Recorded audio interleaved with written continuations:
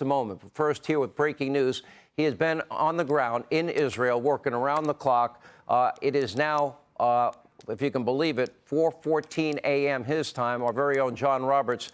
You and I were in full agreement. I was feeling a little bad for Britt tonight on Brett and Martha's hour because we were all kind of ganging up on him, but not on purpose, obviously. We think the world of him. We do think the world of him, but I think that President Biden did not give the forceful statement about Iran that many people think that he should have. Now, here in Israel, it's not that important because Israel knows that this president is standing foursquare behind them, that he issued that declaration that Israel was not responsible for the explosion at the hospital, which is really what has inflamed the tinderbox of the Middle East. And that's also based on the global media picking up Hamas propaganda and spreading it around the world. Remember what Churchill said, Sean, a lie gets halfway around the world before the truth gets out of bed. Well, the global media forgot that lesson and spread that disinformation from Hamas around the world that inflamed the Arab world.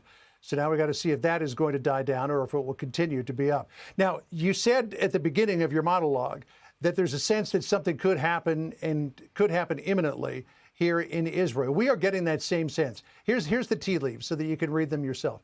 The Prime Minister Benjamin Netanyahu and the Defense Minister Yoav Gallant visited the troops on the front line just outside of Gaza. Yoav Gallant going so far as to say that if you haven't seen the inside of Gaza, you soon will. And then there's what's happening on the northern border. The big hit, the big threat from Lebanon is Hezbollah firing off its vast arsenal of missiles. But the Israelis have massed Merkava tanks and self-propelled howitzers, artillery, 155 Paladin or M109s up there. And the only reason why they would be up there would be to support some sort of ground incursion into Lebanon. It's not like a massive force of Hezbollah is going to come swarming across the border. So is there an operation about to begin in southern Lebanon as well? Rishi Sunak, the UK Prime Minister, was here yesterday. He was fully supportive of Israel, went so far as to say, we want you to win.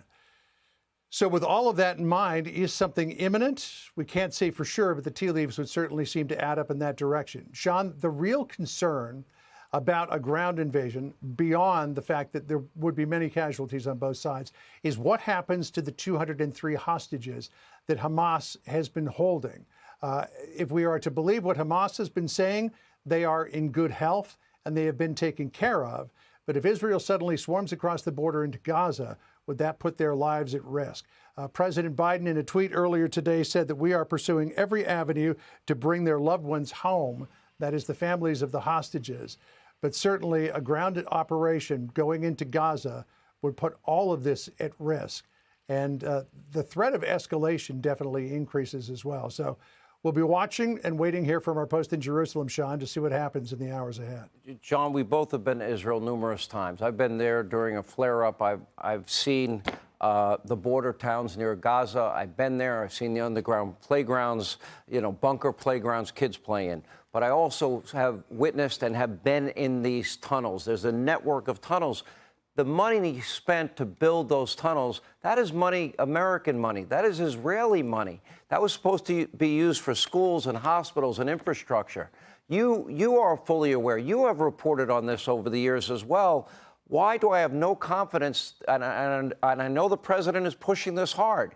He wants $100 million to go to the Palestinians. Well, can that include the release of the hostages? Can we get something for this? Can that include the location of all the other tunnels so they can be destroyed, so they can't use them in the future to attack Israelis? Can there be some negotiation here? If Hamas truly cared about the Palestinian people, there might be room for some sort of negotiation like that. But let's not forget that Israel believes that Hamas broke into a United Nations Relief and Works Agency building and stole fuel and other materials from the United Nations. So Hamas knows how to do this. They know how to steal relief aid. And if there are truckloads and truckloads of relief aid coming into Gaza, and Hamas is the only and sole power on the ground in Gaza, how can you ever believe that Hamas isn't going to take at least a portion of that and that it will use it for its own purposes and not to keep the Palestinian people safe and fed? All right, John, you've been doing a phenomenal job. Hey, Sean Hannity here. Hey, click here to subscribe to Fox News YouTube page and catch our hottest interviews and most compelling analysis. You will not get it anywhere else.